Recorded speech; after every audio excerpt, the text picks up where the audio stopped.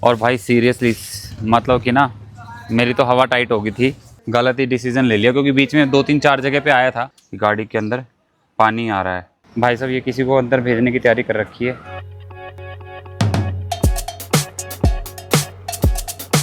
हाँ जी, राम राम जी सभी को। मनोवन मैप में आप सबका स्वागत है। और फाइनली हम लोग अपने रूम को चेकआउट करके जा रहे हैं और आसपास की जगह को एक्सप्लोर करेंगे। और ब्रेकफास्ट में हम लोगों ने आलू पराठा खाया, बट ब्रेकफास्ट से पहले हुआ क्या, उन्होंने कहा कि ब्रेकफास्ट में भी टाइम लगेगा सर, तो आप 5-10 मिनट वेट कर लीजिएगा। हमें लगा कि गाड़ी का इंस्पेक्शन कर लेते हैं। जब हम गाड़ी के पास गए, गाड़ी की डिग्गी के पास गए, तो हमने जाके देखा कि गाड़ी के अंदर से, डिग्गी के अंदर से पानी आ रहा था कहीं से। पहले जर्नली जो सबको डाउट हो सकता था वो हमें हुआ कि शायद कोई बोतल के अंदर से पानी निकला हो, कैम्फर के अंदर से पानी निकला हो, बट वो पानी कहीं और से आ रहा था। वो पानी था कल जो बरसात के अंदर हम फंसे थे, बहुत तेज़ बरसात थी वो उसके अंदर गाड़ी में आया कहीं से पानी, वो वाला पानी कहीं गाड़ी में आया। और फिर उसकी वजह से हमें पूरा सामान गाड़ी का नीचे उतारना पड़ा। और वो सामान पूरा उतारने के बाद फिर दोबारा से गाड़ी को साफ़ करके उसका सॉल्यूशन करने के बाद फिर वो दोबारा से सामान गाड़ी के अंदर लादना पड़ा, जिसके अंदर हमें लगभग 2 घंटे लगे। ये होते हैं रोड ट्रिप के एडवेंचर्स। आपको नहीं पता नेक्स्ट सिचुएशन कैसी होगी, कहाँ पे आपको क्या चीज़ों को फेस करना पड़ेगा। फिर 2 घंटे हमारे उसके अंदर स्पेंड हुए। गाड़ी पूरी खाली करनी पड़ेगी हमें। और प्रॉब्लम क्या है आपको आई थिंक यहाँ से नज़र आ रही होगी कि गाड़ी के अंदर पानी आ रहा है। कल यहाँ पे खूब सारी बरसात हुई और इतनी बरसात हुई कि जिसकी वजह से गाड़ी में से ऊपर से कहीं स्क्रू वगैरह के पास से पानी आना शुरू हो गया। ये जिसके अंदर हमारे सामान था, ये सारा, ये चीज़ भी जो है ये गल गई। देखो ये सारी ख़राब हो गई यहाँ पे। तो गाड़ी के अंदर से इंस्पेक्शन करने के बाद पता चला कि गाड़ी में से ये, एक तो अगर ये विजिबल हुआ, ये वाला हिस्सा देखें गिल्ला नज़र आएगा आपको, यहाँ पे पानी आ रहा है, इस वाले पोर्शन के अंदर पानी आ रहा है। ये देखिए, ये ऊपर कहीं उन्होंने जब ये कैनोपी फिट की उनसे कहीं पे कुछ एरर रह गया, जिसकी वजह से आ रहा है पता नहीं, तो ये पीछे वाले गिलास की वजह से आ गया। बट गाड़ी के अंदर जो है वो पानी था, सीट के ऊपर भी, और पीछे तो सामान में काफ़ी सारी जगह पे आपको नज़र आ रहा होगा। तो भाई अब इस सारे सामान को नीचे उतारते हैं और देखते हैं, इसको दोबारा सेट करेंगे। अगर इसको कुछ रिपेयर कर पाए हम लोग अपने आप से वो करते, नहीं तो फिर किसी मैकेनिक के पास लेके चलेंगे। सामान उतार लेते हैं पूरा का पूरा नीचे।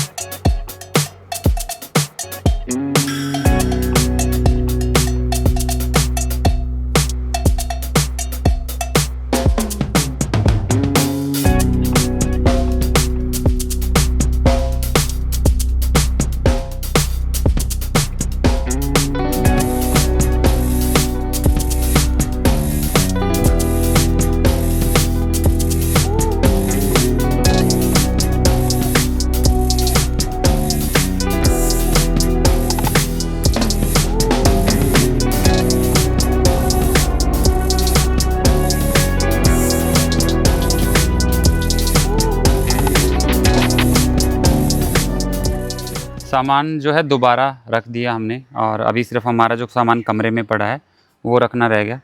ये चेयर थोड़ी सी गिल्ली रह गई थी, इसे धूप में रखा हुआ है, इसे भी अभी थोड़ी देर में पैक कर देंगे।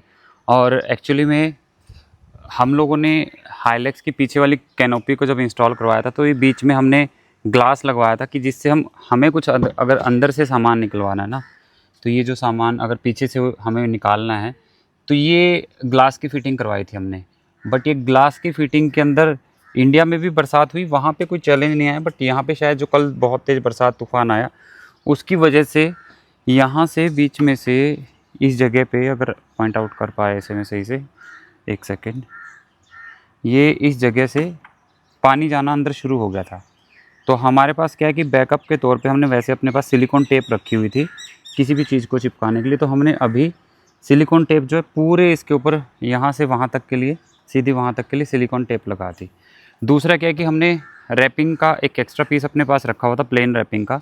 इन एनी केस जैसे कि किसी कंट्री को हम एक्सप्लोर नहीं कर पाते, कि जैसे सिचुएशन ईरान की वार की सिचुएशन चल रही थी, तो हमने सोचा था कि हम वहाँ पे ये जो है ये वाला पोर्शन जो है वो लगा देंगे।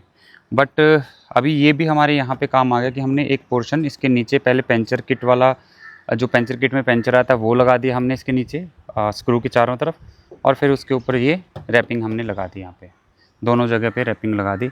होप सो ये चीज़ काम कर जाए हमारे लिए।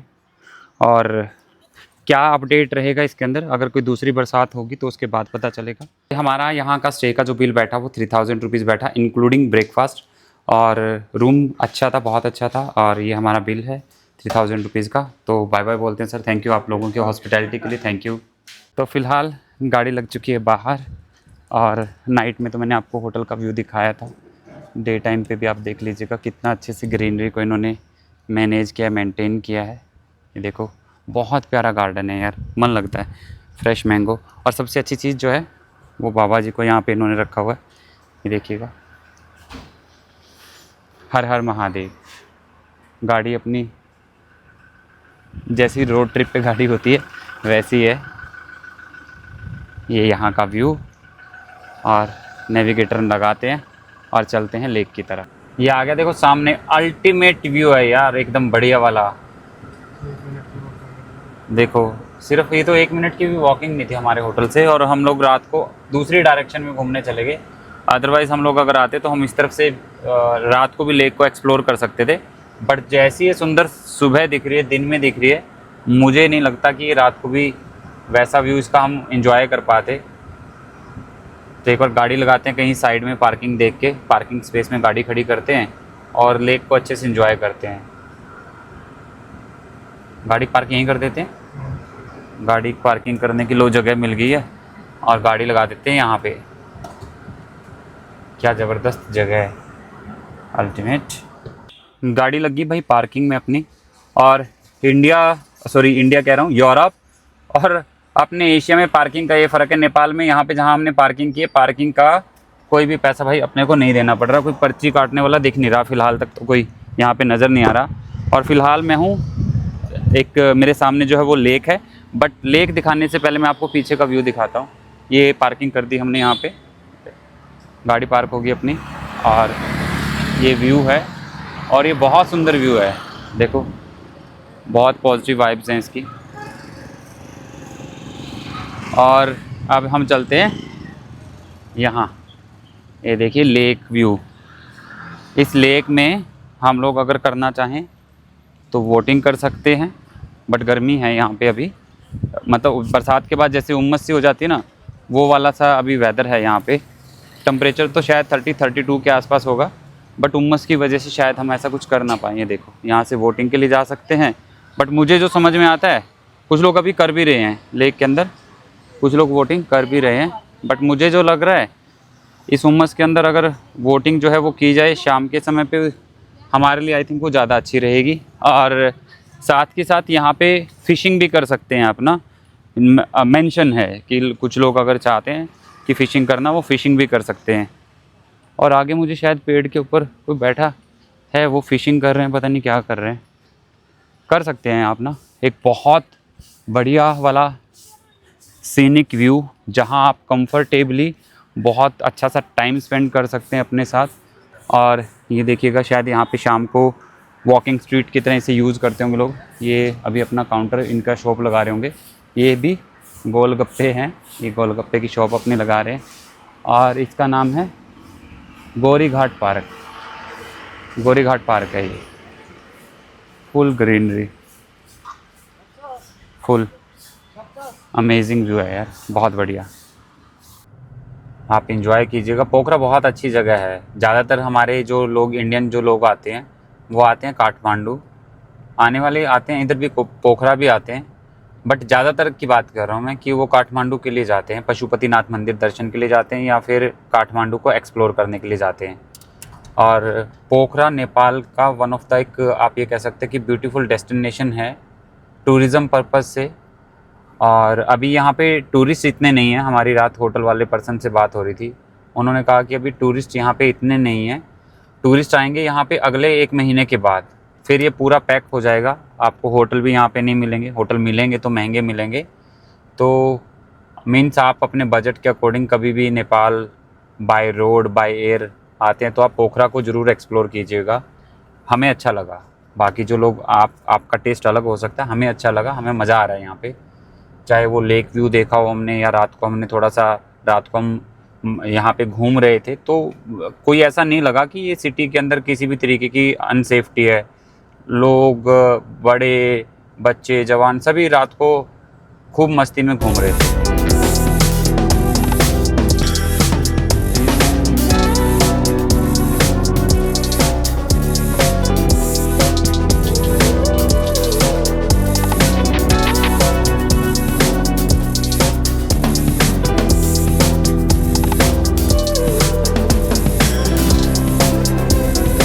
गाड़ी हमने अभी जो है वो साइड में लगा दी और पार्किंग कर दी गाड़ी की, और अभी मार्केट को एक्सप्लोर करते हैं। मार्केट में जाते हैं, अगर कुछ चीज़ पसंद आती है तो वो चीज़ें जो है वो ले लेंगे यहाँ पे। और वैसे तो हमने अपने अकॉर्डिंग तो बिल्कुल साइड में लगाई है, सेफ्टी के पर्पज़ से हमने साइड में ही खड़ा किया है। और मार्केट दिख रही थी हमें, मार्केट समझ में आ रही थी, तो ये है मार्केट का व्यू ऐसे। और यहाँ पे हमने जो है ये येलो लाइन है, उससे उधर अपनी गाड़ी का पार्किंग का प्लानिंग कर लिया। ये करेंसी एक्सचेंज की शॉप है, अलग अलग कंट्रीज़ का। इंडिया रुपीज़ का क्या दे रहे हैं भैया? 1.5 इंडियन रुपीज़ का, ठीक है। तो भाई यहाँ पे आप मार्केट में अपना करेंसी भी जो है वो चेंज करवा सकते हैं। और गाड़ी खड़ी कर दी है वहाँ पे। थोड़ा सा देखना पड़ता है कि हाँ गाड़ी के पास जब भी कोई आता है, क्योंकि गाड़ी में सामान भी रखा है। वैसे पासपोर्ट और करेंसी तो हमने साथ में कैरी कर ली अपनी। और इंडियन रुपीज़ का ये 1.5 दे रहे थे, बट हम लोगों ने जहाँ से करवाया था वहाँ से हम 1.6 लेके आए थे, क्योंकि जर्नली क्या होता है इनका शायद से ये पूरा ऑफिशियल रिकॉर्ड के अंदर रहता है, तो इस वजह से ये थोड़ा सा कम पैसा देते हैं।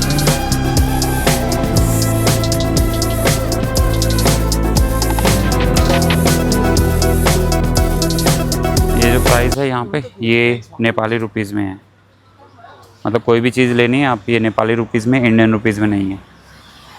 एक बार शॉप में अंदर चलते हैं, देखते हैं शायद कोई टी शर्ट्स वगैरह अगर पसंद आती है, विंड चटर वगैरह कोई पसंद आता है तो वो ले लेंगे थे। और हम लोगों ने जो है ये 2 सोवेनियर्स एक जैसे चूज़ किए हैं, क्योंकि अगर अलग अलग चूज़ करेंगे, जब हम इन्हें अलग करेंगे तो फिर प्रॉब्लम हो जाएगी कि कौन सा किसने फ़ाइनल किया था। और इसके लिए हमने इनको पर एक पीस के लिए 200 नेपाली जो है वो नेपाली करेंसी हमने दी है। टोटल 400 नेपाली करेंसी हमने इनकी 2 सोवेनियर्स के लिए दी है। और काफ़ी सारी कैप देखने के बाद हमने ये वाली कैप जो है अन्नपूर्णा बेस कैंप के टाइटल से नेपाल ये फ़ाइनल कर ली, और इसके लिए हमने इनको 600 नेपाली रुपीज़ जो है वो दिया है।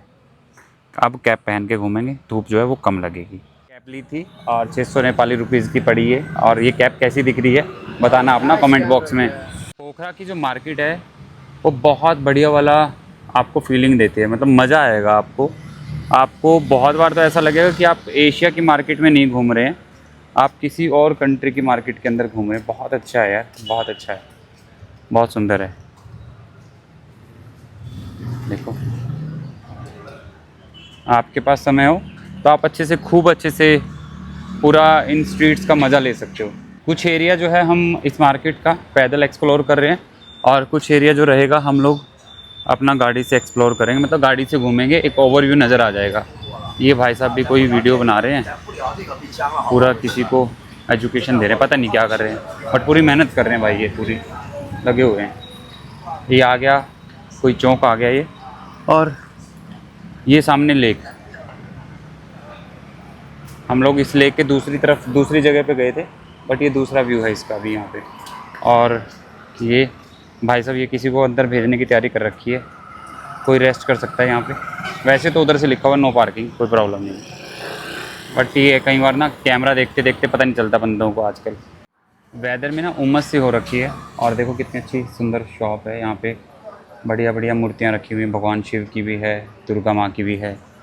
और हमें लग रही थी प्यास, गर्मी है यहाँ पे, तो हमने अपना जो है वो इनको शुगर कैन का जूस बोल दिया है। तो ये शुगर कैन का जूस बना रहे हैं हमारे लिए, गन्ने का जूस बना रहे हैं, ये ऐसे निकाल रहे हैं इसके अंदर से। और ये हमें 150 नेपाली रुपये का एक गिलास पड़ रहा है, तो आप बना लेना भाई इंडिया रुपीज़ में कितने का बनेगा। 150 रुपये का एक गिलास पड़ रहा है नेपाली रुपीज़। जूस आ गया भाई हमारा, और जूस पीते हैं और फिर घूमेंगे। बची हुई जितना भी आज एक्सप्लोर कर सकेंगे उतना एक्सप्लोर करेंगे। मैं आपको कह रहा था ना कि कई जगह पे इसका लुक ऐसा आता है कि जैसे आपको लगेगा नहीं कि आप नेपाल में घूम रहे हो, आपको लगेगा किसी आप यूरोपियन कंट्री के अंदर घूम रहे हो। जैसे स्ट्रीट रेस्टोरेंट यूरोप में होते हैं, उसी तरीके से स्ट्रीट रेस्टोरेंट जो यहाँ पे भी बनाए हुए हैं इन्होंने।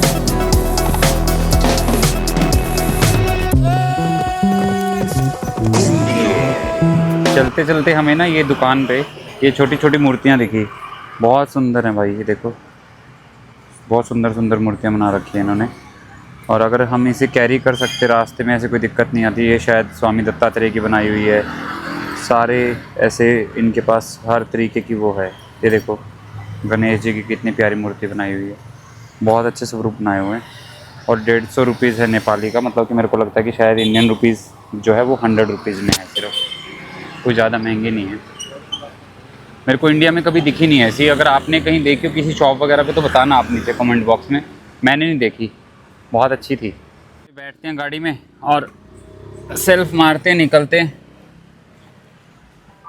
क्योंकि हमें एक जगह पे जाना है, केव के बाद एक जगह पे हमें जो है वो ट्रैकिंग करनी है और निकलते हैं। अभी गर्मी इतनी है कि ऐसा लग रहा है कि जैसे गाड़ी धूप में जब थोड़ी देर खड़ी रह जाए तो चेक करना पड़ता है। एसी पे शक होता है कि एसी चल भी रहा है या नहीं चल रहा है, कहीं एसी में कोई दिक्कत तो नहीं आ गई।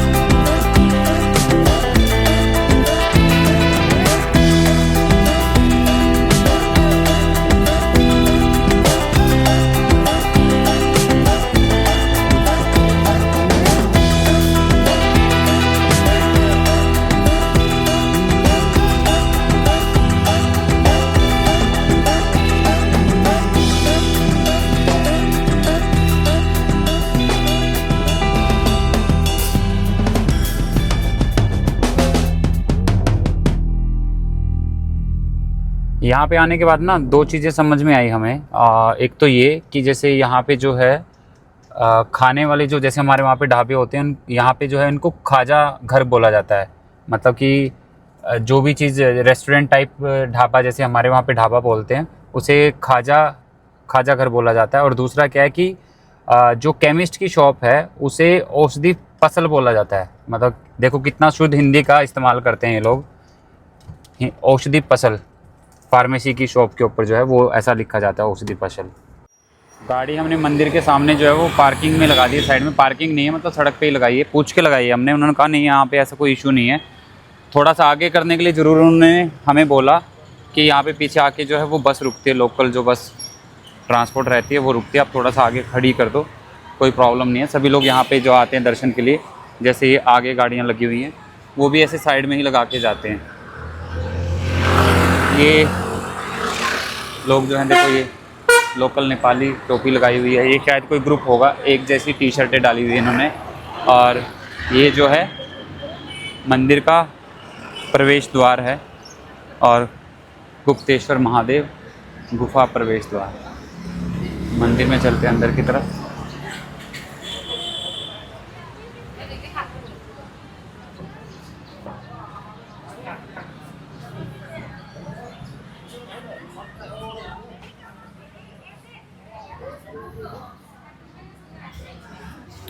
ये दोनों तरफ रास्ते के ना मार्केट बनी हुई है ऐसे। ये मंदिर का रास्ता है इधर राइट जाके।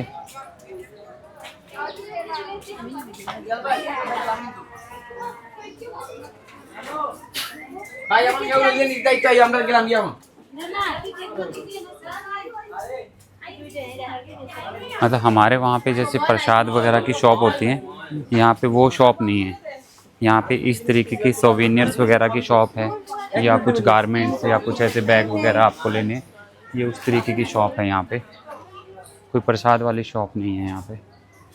और ये केव में जाने का रास्ता है, और मैं देख लेता हूँ कि हाँ आगे कैमरा लेके जाना अलाउड है या नहीं है। और यहाँ पे मंदिर का टिकट है, देखते हैं कि हाँ कितने की टिकट है और टिकट ले लेते हैं फिर। देखें ये केव ऐसा है, बहुत सुंदर है,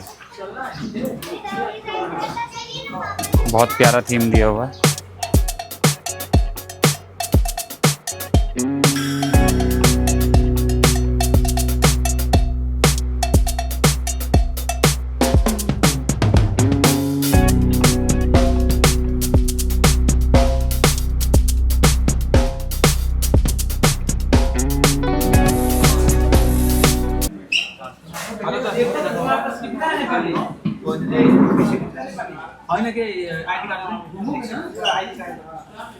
यहाँ लेके जाके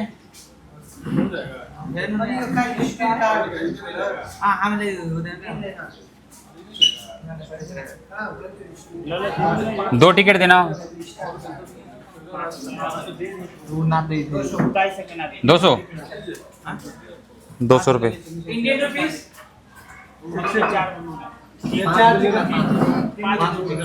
200 रुपये का टिकट, क्योंकि हम लोग जो है नेपाल में इंटरनेशनल विजिटर हैं भाई, तो 200 रुपये का नेपाली करेंसी के अंदर टिकट हमने ले लिया।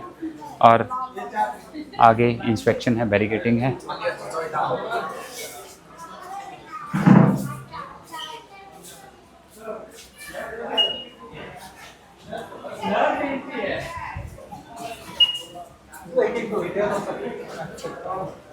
टिकट जो है एंट्री के बाद उन सर के पास ही रहेगा, उन्होंने टिकट अपने पास रख लिया। और ये एंट्री है यहाँ का। ओके, बहुत सुंदर है। ये देखें अलग अलग तरीके से ये बनाए हुए हैं स्टैचू साइड में। ये पता नहीं रिप्रेजेंट कर रहे हैं महादेव के गण हैं कैसे हैं। हम लोगों ने उधर से एंट्री की है, वहाँ से हम लोग आए हैं। और ये अलग अलग उनको रिप्रेजेंट किया गया है चीज़ों को यहाँ पर।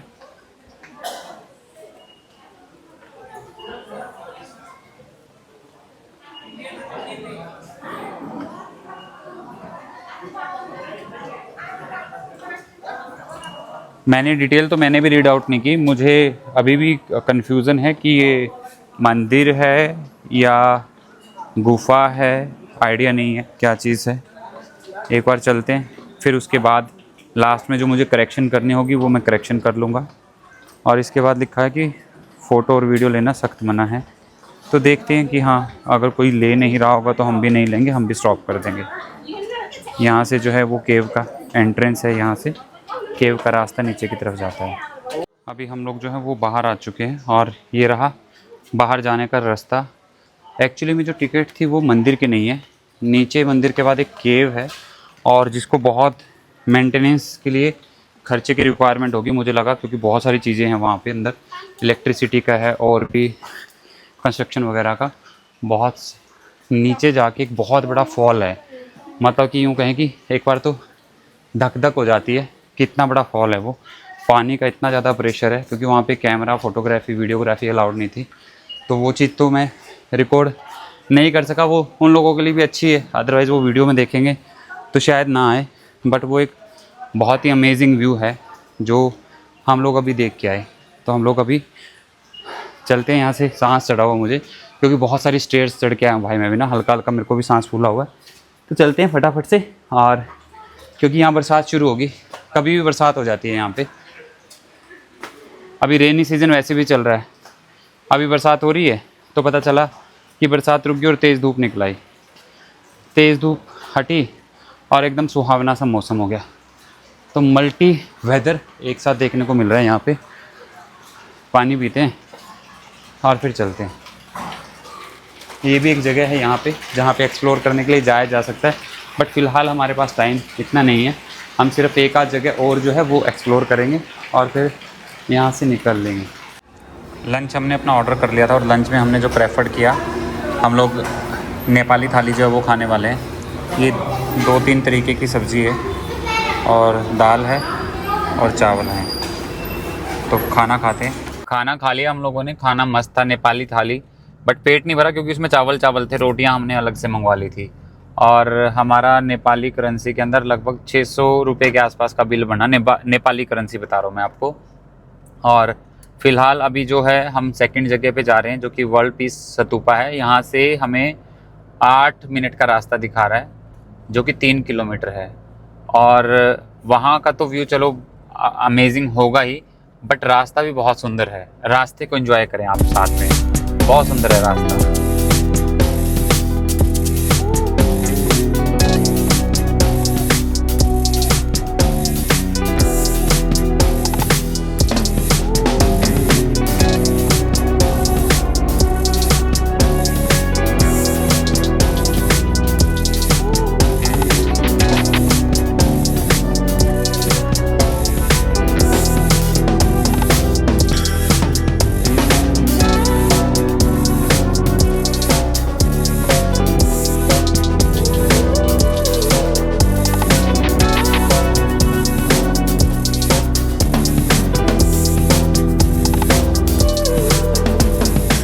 गाड़ी लगा दी हमने पार्किंग में और फिलहाल हम लोग जो है अभी ट्रैकिंग करते हुए ऊपर जाएंगे।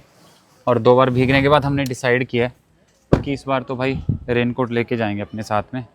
रेनकोट निकाल लेते हैं। ऑन नहीं है, एक्टिव नहीं है, 1 सेकंड रुक। चाबी सेकंड गाड़ी के अंदर ही है, इस वजह से अनलॉक भी उसको नहीं कर रही। ऐसे ही कर लेते हैं। अब खोलो, अब तो ओपन है, जोर लगाओ, बादाम खाओ।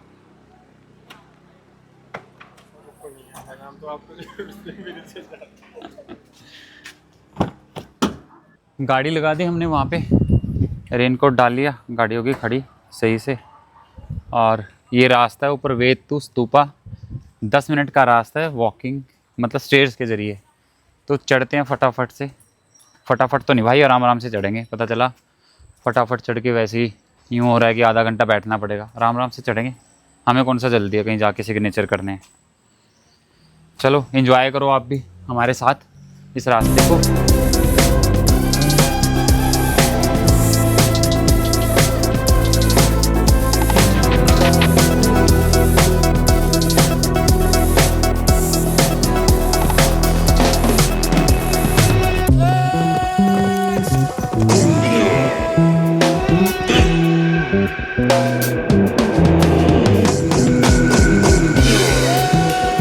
रेनकोट लेके आने का देखो फ़ायदा हो गया।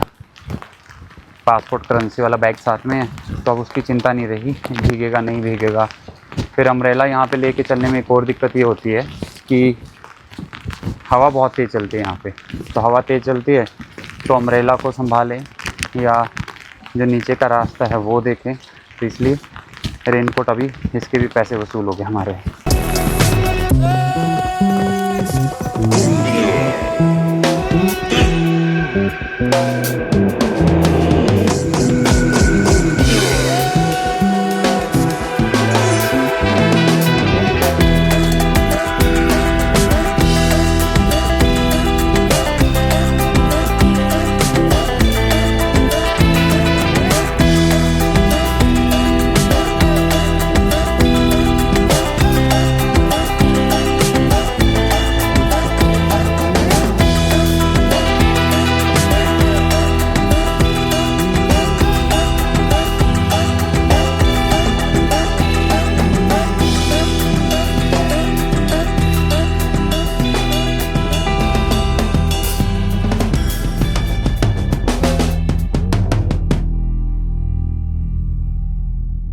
हाल मैं बैठा हूँ एक कैफ़े हाउस में, और जो कि बिल्कुल जहाँ पे गौतम बुद्ध का जो स्तूपा है वहाँ पे ही जस्ट उसके साथ में। वहाँ पे वीडियोग्राफी अलाउड नहीं थी तो हमने वीडियोग्राफी नहीं की।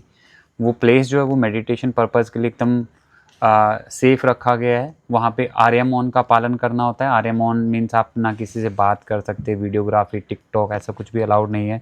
इवन वहाँ पे बोला जाता है कि एक दूसरे के साथ देखना भी, एक दूसरे की तरफ देखना भी अलाउड नहीं होता। आर्यमोन जर्नली उनका जो आर्यमोन का मतलब होता है। और अभी जिस जगह पे मैं बैठा हूँ मैं आपको उसका व्यू दिखाता हूँ, कितना इंटरेस्टिंग व्यू है उसका।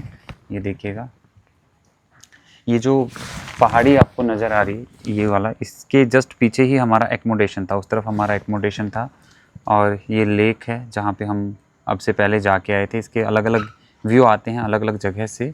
और ये पूरा दोनों तरफ ही जो आपको नज़र आएगा ये पूरा सिटी है यहाँ का, पोखरा। ये पूरा सिटी बहुत दूर तक ये फैला हुआ है। देखिए, बरसात होके हटी है तो एकदम क्लीन है ये।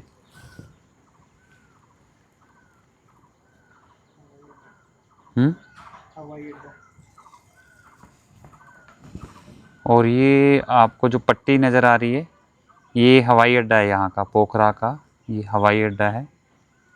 फ़िलहाल यहाँ पे कोई प्लेन तो मुझे नज़र नहीं आ रहा। और हमने अभी एक्सप्रेसो ऑर्डर करने का प्लान किया था, बट बहुत तेज़ बरसात होके अभी हटी है, तो जिसकी वजह से इलेक्ट्रिसिटी का भी कट लगा है यहाँ पे।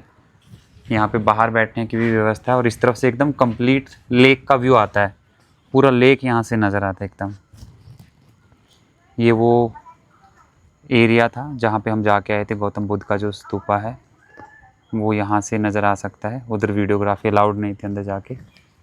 और ये वो कैफ़े हाउस है, यहाँ पे ऐसे बहुत सुंदर सुंदर से अट्रैक्टिव कैफ़े हाउस बने हुए हैं जहाँ पे आप बैठ के एक अच्छा टाइम स्पेंड कर सकते हैं। आदि योगी का स्टैचू भी इधर बना हुआ है।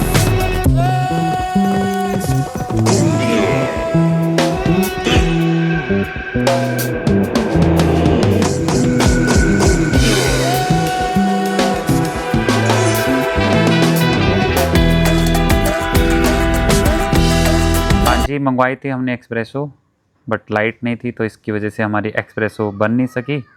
तो हमने चूज़ कर लिया फिर नेपाली टी को। तो नेपाली टी हमारी हाथ में है और ठंड की वजह से नेपाली टी पीना बनता भी है। तो पहुंच चुके हैं अपनी गाड़ी के पास और गाड़ी उठाते हैं, चलते हैं अगली जगह पे जहाँ पे हमें जाना है। तो भाई हम निकल रहे थे, हमें तो पता नहीं था यहाँ की पर्ची है, 30 रुपये की पर्ची कटेगी अभी हमारी। 30 रुपये देते हैं अम्मा को। लो अम्मा, 50 का नोट था हमारे पास, ये देखने को नहीं मिले, छोटे छोटे नोट भी आ गए अब हमारे पास। तो 30 रुपये की पर्ची। अब चलते हैं ऊपर।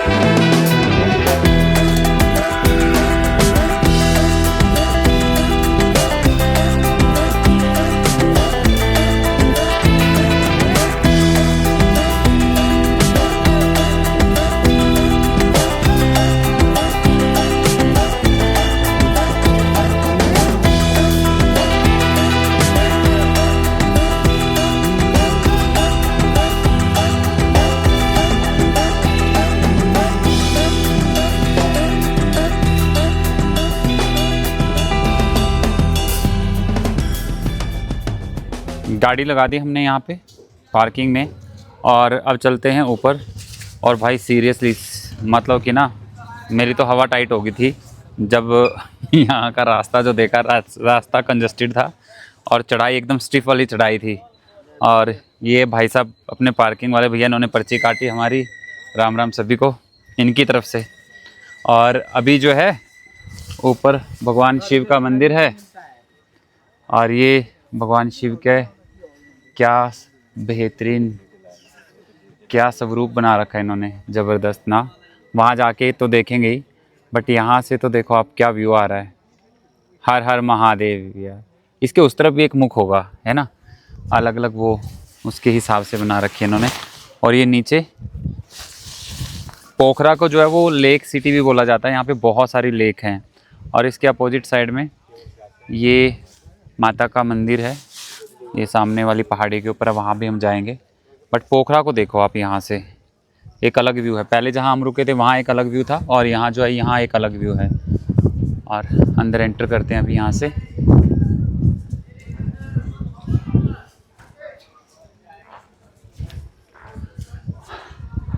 गाड़ी को बहुत अच्छे अच्छे यहाँ पे कमेंट मिल रहे हैं अपने लोग, कहते हैं सर बहुत ही ज़बरदस्त गाड़ी है आपकी ना। हमने कहा यार हमारी यात्रा भी फिर छोटी नहीं है, यात्रा बड़ी है तो गाड़ी भी बड़ी होनी चाहिए। ये देखिएगा भगवान शिव के स्वरूप को, और ये टॉप हाइट के ऊपर है। उम्मीद कोट जगह का नाम है, इस जगह का नाम उम्मीद कोट है। यहाँ से वॉकिंग रास्ता और पीछे इधर पार्किंग। एक बार तो मेरे को लगा था यार गलत ही डिसीजन ले लिया, क्योंकि बीच में 2-3-4 जगह पे आया था पार्किंग का ऑप्शन बना हुआ आया था 2-3 जगह पे, बट हमने वहाँ पे पार्किंग नहीं की। हमें लगा नहीं ऊपर जाके देखते हैं। गाड़ी तो सॉलिड है, उसके अंदर तो कोई दिक्कत नहीं है, बट हम इतने बड़े पहाड़ी ड्राइवर नहीं है, थोड़ा सा इसलिए लग रहा था। ये स्टेयर्स जाती हैं ऊपर। कुल्हड़ वाली चाय पिलाई जा रही है यहाँ पे, ऑफर कर रहे। अभी जस्ट पी के ही आए हम, तब इतनी जल्दी तो काहे चाय पीनी थी। बहुत सुंदर जगह है ये, एकदम अलग सी दुनिया, एकदम अलग सी वाइब्रेशंस। तो देखिए ऑटोमेटिकली जहाँ पे भोले बाबा हैं वहाँ वाइब्रेशन तो अपने आप ऑटोमेटिकली चेंज हो जाती है। और मैंने कभी भी अपनी लाइफ में तो इतना बड़ा स्वरूप नहीं देखा भगवान शिव का, किसी भी इतना मतलब कि इतनी हाइट के ऊपर मैंने नहीं देखा कभी भी ना। और ये जैसा अगर कैमरे में मैं इसे दिखाऊंगा, मुझे आइडिया नहीं कि ये कैमरे में कैसा दिखेगा, बट ये उससे भी बहुत ज़्यादा सुंदर होगा शायद, क्योंकि इस चीज़ को कैमरा क्या जस्टिफाई करेगा यार। कितनी मेहनत के साथ और एकदम जान डाली गई इस चीज़ के अंदर, इस स्वरूप के अंदर इतनी जान डाली गई होगी। और यहाँ ऊपर चढ़ते चढ़ते मुझे एक और चीज़ नज़र आई, ये तो मैंने देखा ही नहीं था, ध्यान ही नहीं दिया इस तरफ। देखो हर तरफ चारों तरफ जो है वो शिवलिंग स्थापित किए गए हैं यहाँ पे, नीचे वाली परिक्रमा में भी और ऊपर वाली परिक्रमा में भी। और ये स्वरूप को देखिए, देखते ही रहे बस।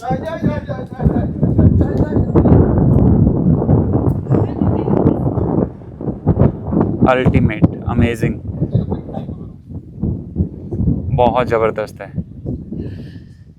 और इस तरफ भी इसमें जो है यहाँ पर भी भगवान शिवलिंग को स्थापित किया गया चारों तरफ, पूरी परिक्रमा में है। जहाँ तक मुझे आइडिया ये लग रहा है कि पूरी परिक्रमा में शिवलिंग को स्थापित किया गया है। और ये देख लीजिएगा कि हाँ हम कितनी हाइट के ऊपर हैं, और यहाँ पे भी स्वरूप को देख लीजिएगा।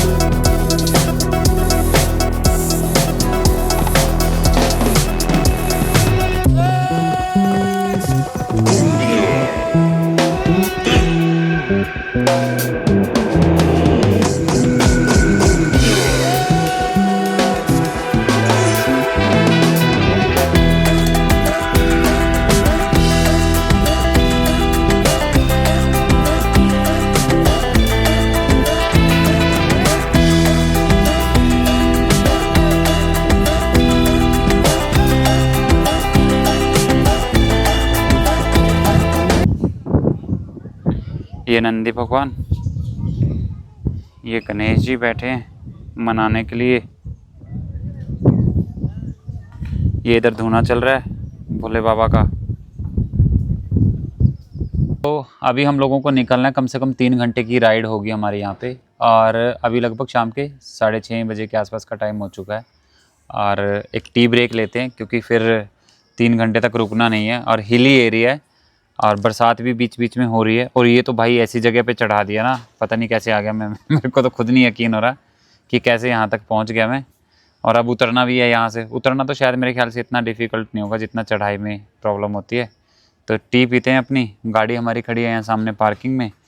पार्किंग की हमारी पर्ची कटी है 50 रुपये नेपाली करेंसी की, और कोई ज़्यादा नहीं है इतनी ऊपर पार्किंग को मेंटेन करना, मैनेज करना। और भगवान शिव के जो ऊपर शिवलिंग जो है वो बनाए हुए हैं जो, और जो स्वरूप की स्थापना की हुई है अल्टीमेट है। मतलब मेरे बहुत मेहनत की हुई है। और जितने शिवलिंग नीचे स्थापित किए हुए हैं वो सारे के सारे जो हैं अलग अलग लोगों के द्वारा पूजा करके स्थापित करवाए गए हैं, अलग अलग लोगों के द्वारा प्राण प्रतिष्ठा करवा के उनकी स्थापना करवाई गई है। तो अब बढ़िया वाली लेमन टी पीते हैं और गर्मा गर्म, आपको पानी के भाप भी नज़र आ रहे होंगे, गर्मा गर्म टी पी के और फिर आगे बढ़ते हैं। आपने देखा है बर्फ़, मतलब जो आपने नहीं देखा, आज आप पेरेंट्स ने देखा आपके यहाँ इन सामने वाली पहाड़ियों के ऊपर? अच्छा, ओके, अभी नहीं पड़ी यार, 20-25 साल से नहीं पड़ी है। ठीक है। तो मौसम कैसा रहता है वैसे यहाँ पे? ठंड जैसे नवंबर दिसंबर में जो आप बता रहे हो, ठंड रहता है पूरा? बहुत इतना ज्यादा भी नहीं, मीडियम ठंड रहती है। उतना वैसा नहीं लगता। आप लोकल हैं, बाहर से आने वालों को ज़्यादा महसूस होती होगी फिर।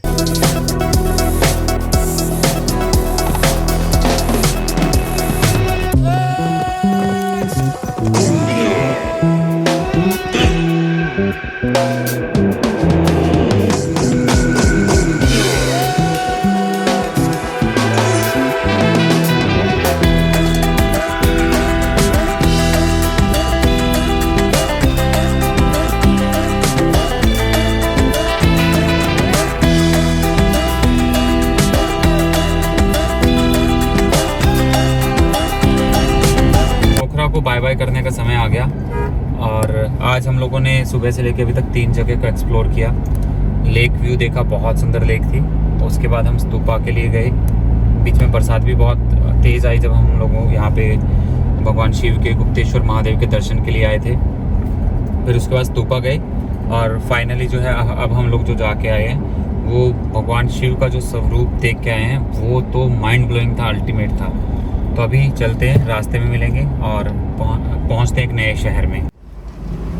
तो हमें अभी डीजल की रिक्वायरमेंट है और पहला डीजल अभी जो है हम अपनी गाड़ी में डलवाएंगे नेपाल के अंदर, मतलब नेपाल का पहला डीजल डलेगा हमारी गाड़ी में। और चेक करते हैं रेट क्या है यहाँ पे और प्रोसेसिंग क्या है यहाँ की पेट्रोल डीजल।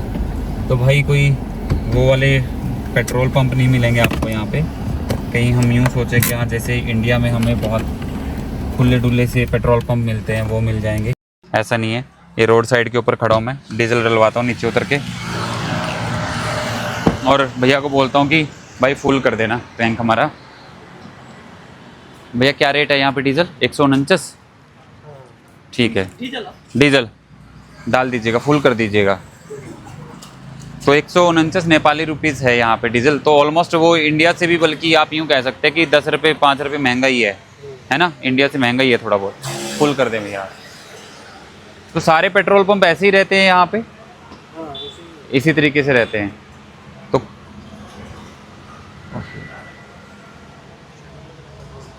हाँ हाँ, ये देखो कितना अच्छा वे है कि हाँ मतलब जब आपको पेट्रोल नहीं देना, डीजल नहीं देना, अपना शटर बंद करो, ताला लगाओ और चलो मेरे भाई।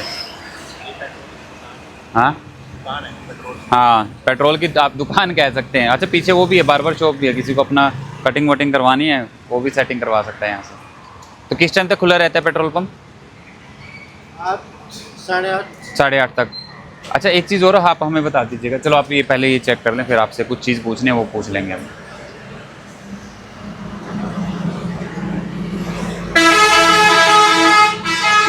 तो अभी तक 5,200-300 रुपये से ऊपर का डीजल जो है वो गाड़ी में आ चुका है। 36 लीटर। हाँ, राउंड फिगर कर दीजिएगा, 5,500 का कर दीजिएगा, बस हो गया। तो 5,500 रुपये से ऊपर का डीजल है जो हमने डलवा लिया गाड़ी के अंदर। अब हमें चिंता नहीं है, इसके बाद जो है डीजल डलेगा, बट यहाँ नहीं डलेगा, दूसरी कंट्री में डलेगा।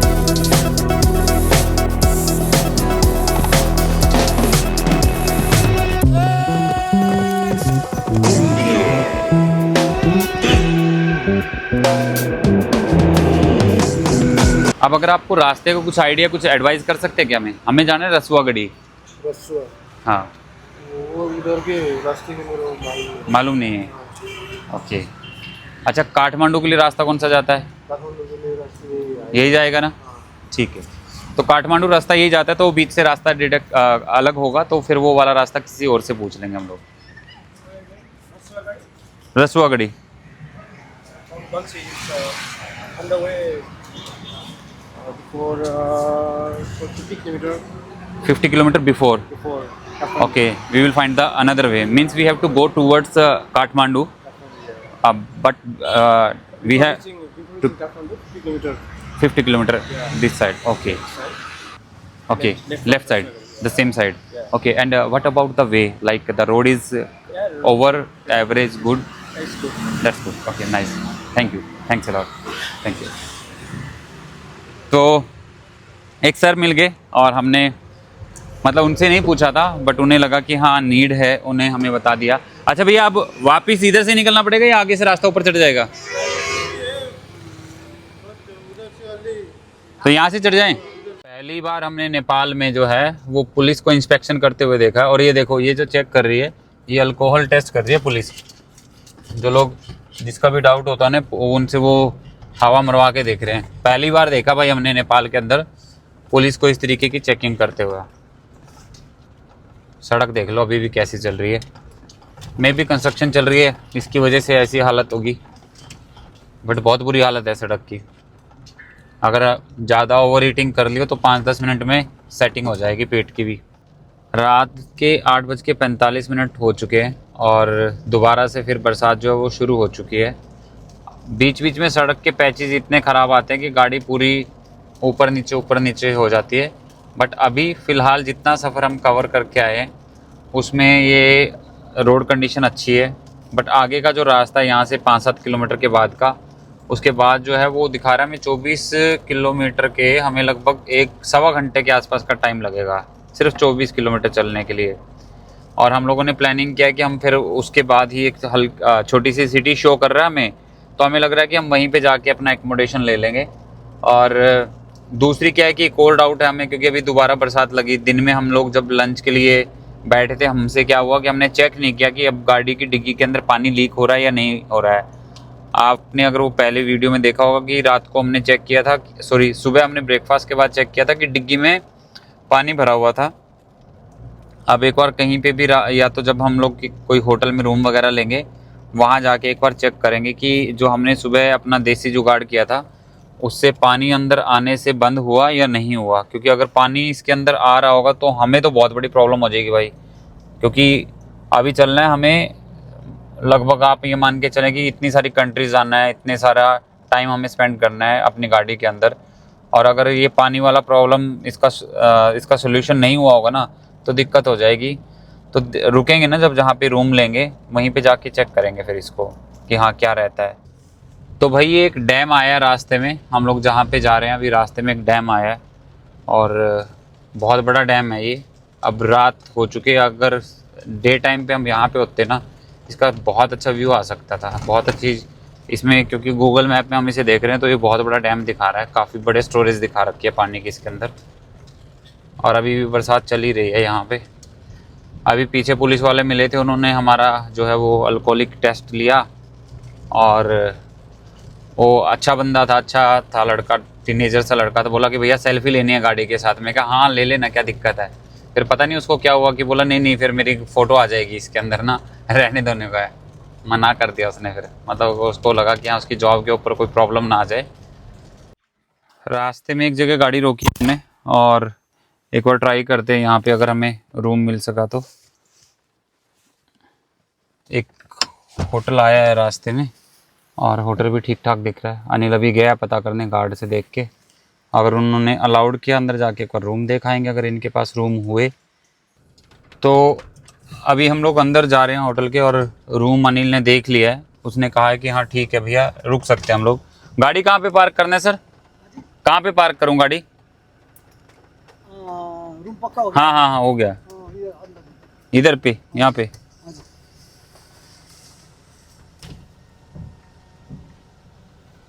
तो इनका कवर्ड पार्किंग है, ये अच्छी चीज़ हो जाएगी अगर गाड़ी में कोई, जो हमें गाड़ी में प्रॉब्लम चल रहा है अगर वैसा कुछ रहा भी तो वो वाला इशू सॉल्व हो जाएगा।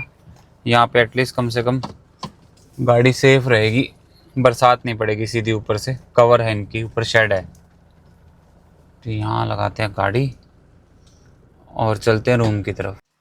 गाड़ी जो है हमने खड़ी कर दी यहाँ पे शेड में और प्रॉपर आगे शेड के नीचे थोड़ा सा हिस्सा गाड़ी का जो है वो पीछे की तरफ बाहर रह गया, बट ये है कि हाँ ठीक है, जहाँ पे हमें पानी का डाउट था वहाँ पे तो एटलीस्ट पानी नहीं जाएगा। सुबह देखेंगे गाड़ी के अंदर पानी की कंडीशन क्या है, जा रहा है या नहीं जा रहा है।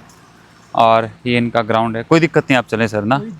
और ये सर हैं ये हमें लेके जा रहे हैं रूम तक, बड़े नाइस बंदे हैं यहाँ के। और ये जस्ट जो है वो रिवर के बिल्कुल साथ में है, जो एकोमोडेशन हमने लिया है ये रिवर के साथ में है। और यहाँ से व्यू कैसा दिखता है इसको तो चलो सुबह ही देख लेंगे।